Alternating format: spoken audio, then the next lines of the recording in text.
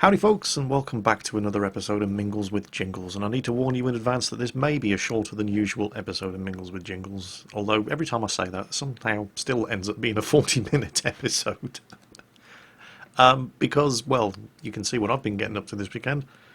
Spent Saturday and Sunday at the Armour and Embarkation event down in Dorset, not too far from the Tank Museum. I've just gotten back and I am absolutely exhausted. I don't like sleeping in tents. I enjoyed the modern comfort of sleeping in a hotel, but it was definitely worth it this weekend.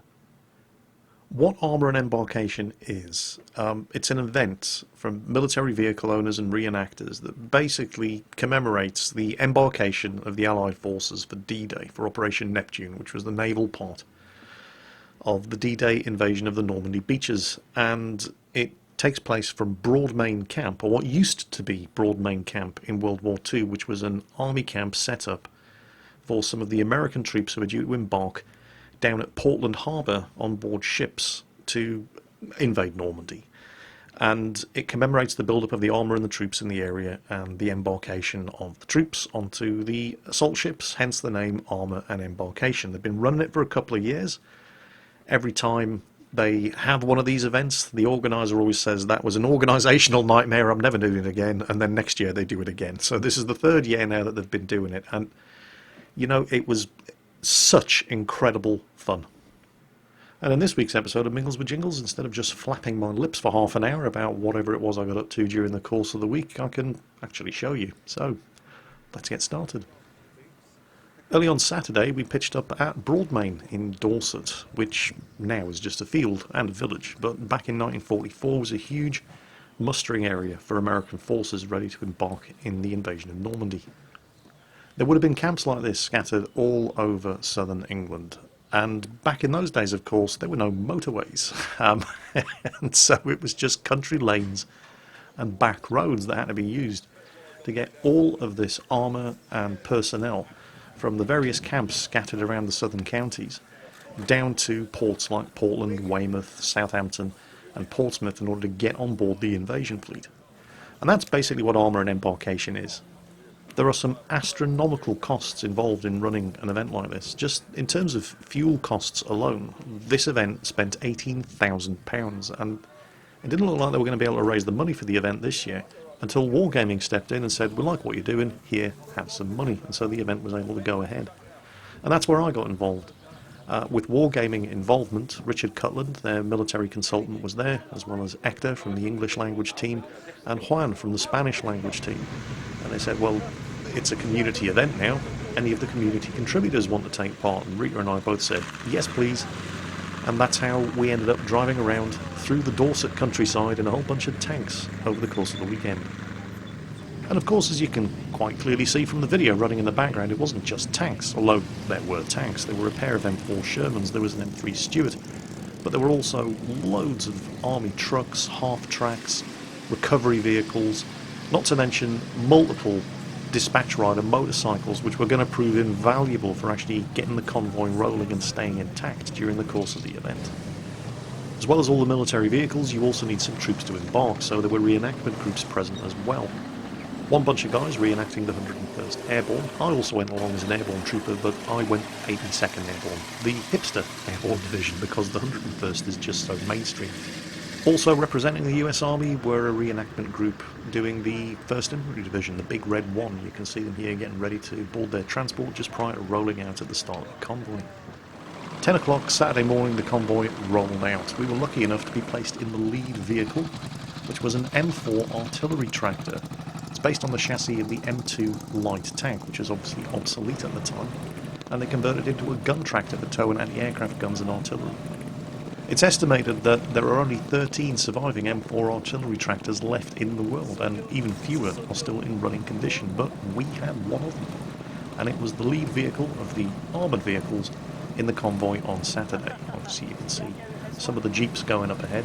In the lead there is Jack and his wife from War History Online, the organiser of the event. And while we were in an operational M4 artillery tractor, the Jingles effect would soon see to that. As you're going to see later on in the video, as the dispatch riders take the lead, And without those dispatch riders, this event just wouldn't have taken place. The convoy would have gotten lost, split up, spread out over miles of country road and back lane. They did a fantastic job. But we're moving. This really was an awesome ride. Now, from here on in, you can expect to see some very, very shaky camera work, because I'm basically standing up unsupported in what would soon become a very, very fast-moving armoured vehicle. The M4 artillery tractor was capable of doing 56 kilometers per hour, and our driver certainly caned the throttle as soon as we got out of the field itself and onto the roads. Following on behind us, you can see a bunch of guys who've driven their armoured vehicle all the way down from the Netherlands to take part in this weekend. The Dutch guys just behind us there. And I had a tough time figuring out exactly what it was they were driving. At first I thought it was one of the Kangaroos, which was a catch-all name that the Australians gave to obsolete tanks that they'd removed the turrets from and turned into armoured personnel carriers. You can see a Kangaroo Ram 2, for example, the Canadian version of the M3 Lee with an actual working turret that's been converted into an armoured personnel carrier at the Bovington Tank Museum, but on closer inspection it's an M3 Stuart with the turret removed and a 50 caliber machine gun mounted up front instead.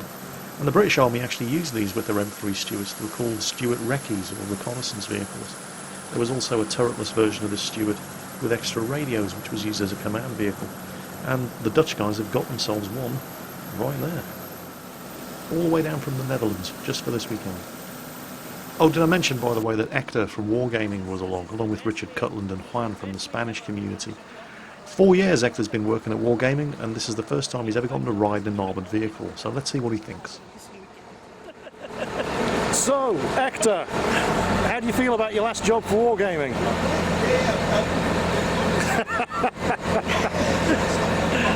What a way to go. Emotional. This is amazing. Tankfest next week, and this just now is, we're at the front of the convoy. It's amazing. Honestly, don't know what else to say. It's just fantastic.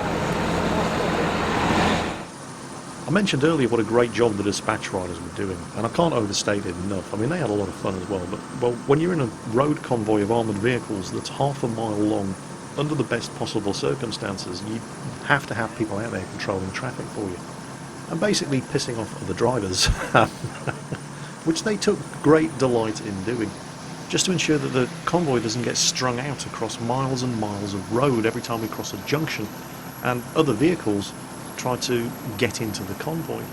So the dispatch riders would work a system where they'd ride at the head of the column until they reached a junction. Then one dispatch rider would peel off and basically stop traffic, wait for the whole convoy to roll past, and then race again to the head of the column.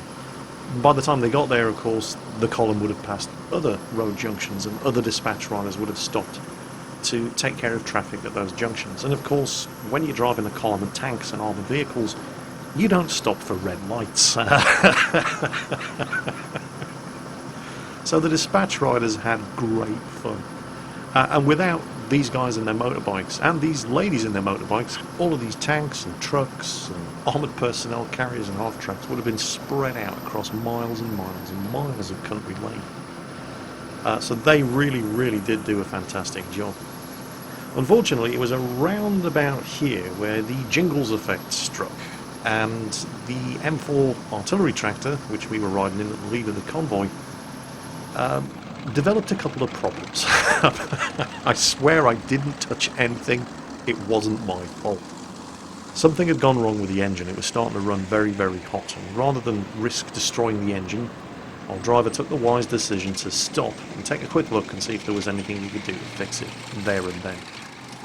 Weren't able to identify the fault immediately, but don't worry, we have vehicles present in the convoy who can take care of this sort of thing. So, yes, thank you, Rita. It's impossible to point a camera at her and have her take it seriously. We got the rest of the vehicles moving. And this was actually a bit of a blessing in disguise, because it gave me the opportunity to get out and film the entire convoy as it went past, starting with the M3 Stuart, the M3 reconnaissance vehicle, the two M4 Shermans, and here you can see one of the recovery vehicles. This would have actually been used to recover armoured vehicles that had broken down on the battlefield. There were actually two of these vehicles in the convoy based around the M35 2.5 ton cargo truck, which had been converted in this case to armoured recovery vehicles. Coming up now, we're going to see some of the half-tracks. I can never tell the difference between an M2 or an M3 half-track. The The M3 is slightly longer, but without a frame of reference I can't really tell just by looking at them. And again, America produced 50,000 of these things in all different kind of variants. You can see one of the variants coming up here. That's an 81mm mortar mounted inside the flat bed at the back there, which the crew could fire and operate from inside the vehicle. Coming up now, just to the rear of the next half track, you can see an M8, known as a Greyhound in British service. It was produced by the Ford Motor Company. It was a six-wheeled armoured car, very lightly armoured, but armed with a 37mm anti-tank gun and a Browning 50 caliber M2 machine gun. And we did in fact have two M8s in the convoy. This one, much more rare, it's a turretless M8 Greyhound known as the M20. In place of the turret, it's got a big ring with an M2 50 caliber anti-aircraft machine gun mounted, again used in the Scout command and reconnaissance role. Speaking of anti-aircraft vehicles, M3 half-track, anti-aircraft version, although almost never used in the anti-aircraft role because by the time we invaded Normandy, Allied air forces had air superiority over the Luftwaffe, so instead it saw most of its active service used in the anti-infantry role, for which 4 50 caliber machine guns were very, very effective. And you can see another 2.5 ton truck there, towing a 105mm field howitzer. It's exactly the same gun that would have been mounted in the M3 Lee to turn it into the M7 Priest self-propelled gun. 1st Infantry Division guys there rolling past in their 2.5 ton truck. And coming up at the back here, something that many of you probably won't have seen, and in fact it's the very first time I've seen one. I'm pretty sure, although I could be wrong, but that's one of the British Bedford QL series of 3-ton trucks, and you just never see them anymore. They're very, very rare these days, and I suppose that's just down to the various different numbers that were actually manufactured. The reason that you see so many of these American military trucks and half-tracks and tanks is because, well, so many of them were built. America just had unbelievable production capacity. In fact, there's even a scene in Band of Brothers, if any of you have watched it, and if you're watching this video, you've probably watched Band of Brothers, towards the end of the series, where there's a scene with the American troops on the Autobahn, and there's just a column of miles and miles and miles of 2.5 ton trucks and half-tracks and personnel carriers and tanks, all heading into Germany, while defeated German soldiers are all marching on foot, or with their gear being towed by horses in the other direction. And Private Webster stands up and starts yelling at the Germans, "You guys have got horses! Look at this! Ford, General Motors, what were you thinking? You idiots!" And you know, he kind of had a point. And you can say the same thing about the Japanese. I mean, at the start of the war they had 6 aircraft carriers and they didn't have the capacity to replace them. Once they were gone, they were gone. By the end of the war, America was churning out an escort carrier every week. Anyway, what about our ride? Well, it turned out that the problem with the M4 artillery tractor wasn't capable of being fixed there and then. However, they did have the technology to get us moving.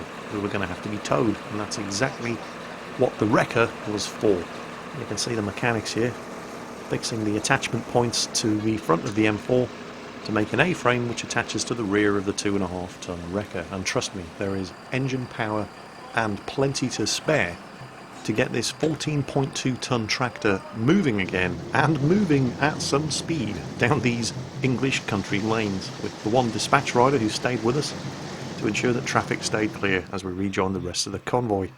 But first, a little bit of amphibious action. And there was quite a crowd sitting around waiting to watch us as we did this. Obviously, the rest of the convoy had gone ahead first, and word must have gotten around because people from the local villages were all over, filming us and taking pictures as we went through.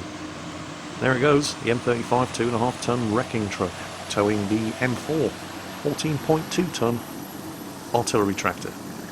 Pretty impressive. Although the mallard ducks that live here didn't seem too impressed. I mean, look at them there. They're like, "Oi, get out of our pond, bloody Americans."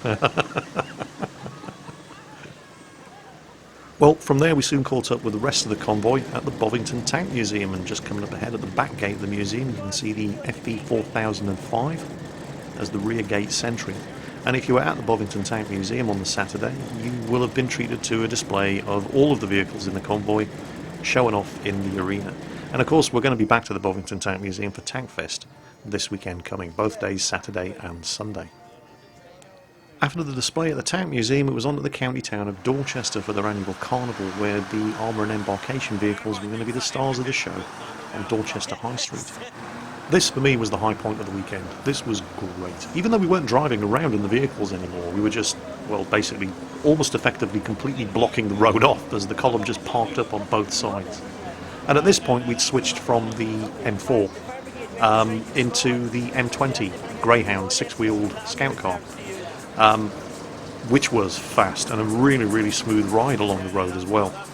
And we were just mixing with the public. We stopped here for about an hour, and the public just couldn't get enough of it. It was absolutely fantastic, and we had a fantastic time. It was great meeting people and just saying hello, and a bunch of you recognised me. I managed to mingle with a couple of my subscribers. I was very happy to give away some of the Wargaming baseball caps and World of Tanks invitation and bonus codes that Hector and Juan had brought along. This really was just amazing. But all too soon, it was time to pack up and head back to Broadmain.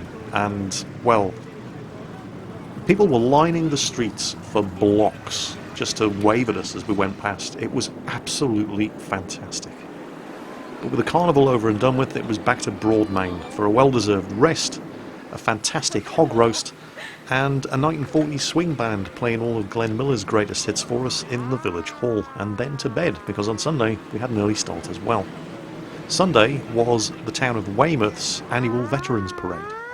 This is where the convoy split into two groups, however, where a smaller group of the more impressive vehicles, the tanks and the half-tracks, as well as some of the, well, I don't want to use the word professional because they don't do it for a living, but the more dedicated reenactors, the guys from the 1st Infantry Division Reenactment Group and the guys from the 101st Airborne Division Reenactment Group, they went along to the Veterans Parade. All of the other vehicles, well, we just went down to Portland, to the pub. I think we got the better half of the deal. I haven't been to Portland since my Navy days. This used to be the site of Flag Officer Sea Training and HMS Osprey, which was the naval facility down here at Portland. And going down to Portland was never much fun when you were in the Royal Navy because it's where you went for sea training, where they would just run you ragged for anything between 6 to 8 weeks. Throwing all kinds of problems at you and seeing how well you dealt with it, making sure that the ship was ready to go operational and deploy somewhere. Of course, the Royal Navy has left Portland now. HMS Osprey is shut down, Flag Officer Sea Training has relocated to Plymouth, and even when the Navy was there, Portland was never really a very prosperous town. And it's really gone to the dogs these days, which is kind of sad. A lot of the old Navy pubs I used to drink in are gone, the Jolly Sailors shut down, the Greasy Spoon Cafe that I used to eat at, that's long gone. Although it was good to see that certain pubs like the Royal Breakwater Hotel are still up and running, and we did in fact have a very, very nice Sunday dinner there, as we were waiting to get back in the vehicles, head back to Broadmain Camp, and strike our tent, ready to head back home. So, that's what Rita and I got up to this weekend. And, well, I don't know about you, but it certainly makes a pleasant change from sitting in front of a PC playing World of Tanks and World of Warships. So, that was Armour and Embarkation. And it really was amazing. And I hope they do it next year, because I'd love to go along again. Now, I did warn you at the beginning of this video, and I do mean it this time, that this is likely to be a shorter than expected episode of Mingles with Jingles, because while I had fantastic fun over the course of the weekend with Armour and Embarkation, I am absolutely exhausted. I didn't feel like I actually slept a wink in the tent on the Saturday night, although I was reliably informed by people in the tents next door on the Sunday morning that I must have slept well because people could hear me snoring as far away as Weymouth. Well, I'll take their word for it, but I am exhausted, and all I really want to do right now is grab a shower and go to bed. However, there are a couple of other things that I do need to talk about in this week's episode of Mingles with Jingles before I can knock it on the head and go to sleep. First and foremost, of course, Tankfest. It's coming up this weekend. It is now completely sold out, or so I've heard. This time last week, there were only a couple of tickets left on the Sunday. Saturday was completely sold out. I now hear that Sunday is also completely sold out. So if you don't have a ticket for Tankfest yet, well, you're not going to Tankfest this year. Now, I will be there both days, as will Rita and numerous other World of Tanks community contributors like Circumflexers, Quickie Baby, as well as multiple community contributors from the other language groups here in the EU. And I will be there all day Saturday and all day Sunday. I intend to spend most of Saturday actually doing some filming, because I didn't get to do an awful lot of filming last year due to an impromptu meet and greet that happened the second I stepped foot inside the museum. That's going to be a lot better organised this time around. You'll be able to meet not just me, but all of your favourite World of Tanks and World of Warships community contributors at the Vehicle Conservation Centre, not the Tamaya Hall, which is where Wargaming have traditionally had their presence at Tankfest in previous years. This time they've basically completely taken over the Vehicle Conservation Centre. The Tank Museum are moving a lot of the vehicles from the Vehicle Conservation Centre out in order to put on display around Tankfest, and Wargaming are taking up the space that they've vacated. There's going to be a stage there, you're going to be able to play World of Tanks, you're going to be able to play World of Warships. There's going to be opportunities to meet and greet your favourite YouTubers and Twitch live streamers, of which I, of course, am included. I do intend to spend most of Saturday doing filming, because I didn't get to do much filming at all last year. But there will be an opportunity to meet, greet, press the flesh, say hello on Saturday. But Sunday is mostly going to be my Meet the Community Day. I don't have any plans on Sunday other than hanging around the Vehicle Conservation Centre where Wargaming have their stand and basically saying hello. There's all sorts of other stuff that's been planned by Wargaming where you're going to actually be able to play with us on the stage in teams against each other. It's going to be great, and I do look forward to meeting you at Tankfest. Now, the final thing that I do need to address in this week's episode of Mingles with Jingles is the FV3805 Restoration Project, which I did discuss at quite some length in last week's episode, detailing the problems that I've had actually donating the money that was raised from the sale of a Type 59 on eBay to go towards restoring this FV3805, the last surviving example in the world. Well, I'm very happy to report that the problem has been resolved, and it was basically all down to some misconceptions and communication cock-ups between the various parties involved, including myself. You see, the issue was that trying to contact the museum, and the museum hasn't shut down, by the way, contrary to reports that I've received from some people since last week's episode of Mingles with Jingles. The museum is very much still up and running, and I'm very happy to hear that it is. But trying to contact the museum and make inquiries about the FV3805 is a complete waste of time, because the museum does not actually own the FV3805. It's owned by a private individual who lives in the USA. The museum doesn't even own the museum. The building is also owned by a private individual. Most of the vehicles in the museum, if not all of the vehicles in the museum, are all owned by private individuals. The museum is, in fact, basically just a charitable trust that manages the building and looks after the vehicles on behalf of the people who own them. So trying to contact the museum and ask them about the FV3805 was a waste of time, because they don't own it and they know very little about the project. It really doesn't have anything to do with them. In fact, during the restoration day that we held several months back, where a whole bunch of you guys came down and helped work on the FV3805, the museum didn't know that that was happening until the day before. That's just an example of how little they actually have to do with the project. However, what the museum were able to do was finally put me in touch with the person who does own the FV3805, and I was finally able to get, thanks to the museum getting involved in something which really wasn't their problem, I was finally able to get in touch with the correct person to dispose of the cash that was raised from the sale of a digital Type 59 donated by a World of Tanks player in order to help get this project up and running. And as far as I understand it, and please don't quote me on this, I believe that the next thing for the project is to build an extension on at the museum so that the FV3805 can actually be stored indoors permanently, so as not to undo all of the hard work that has been done to the machine already by letting it sit outside in all weather. So I really do have to extend my personal thanks and apologies to the charitable trust that runs the White Military and Heritage Museum on the Isle of Wight for getting involved in something that really wasn't their problem in the first place, and helping me bring it to a satisfactory conclusion for all involved. And that is it for this week's episode of Mingles with Jingles. I'm going to hit the render button, I'm going to go and grab a shower, and hopefully by the time I'm finished the video will be done. I can hit the upload button and go and conduct a well-deserved inspection of the back of my eyelids for the next, at least 10 hours.